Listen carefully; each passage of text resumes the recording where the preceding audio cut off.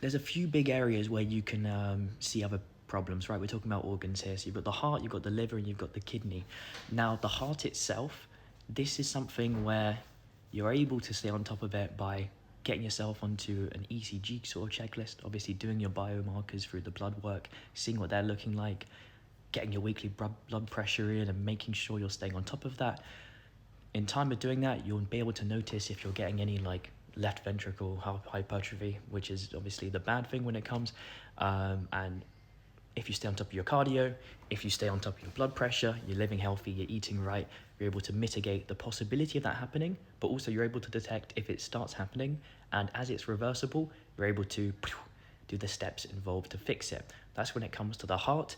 When it comes to other organs, such as the liver and kidney, your blood tests, looking for specific markers, cystatin C, GGT, you're able to take a look, see if everything's going well there.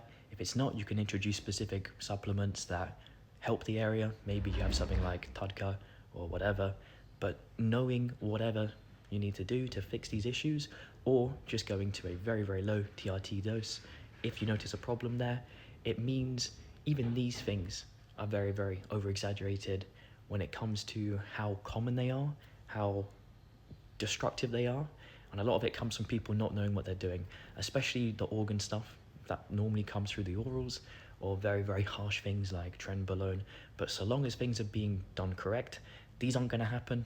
And if they are, it's going to be a calculated risk. It's going to be mitigated with the absolute most care possible, and it will only be done when weighing the actual risks and determining that the cost is worth the juice, right? The squeeze of the lemon.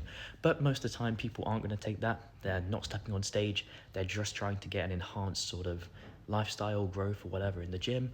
And so these aren't really going to happen unless they're a complete idiot. Like I mentioned earlier, they don't know what they're doing and they just spam something like the VAR for the Huz.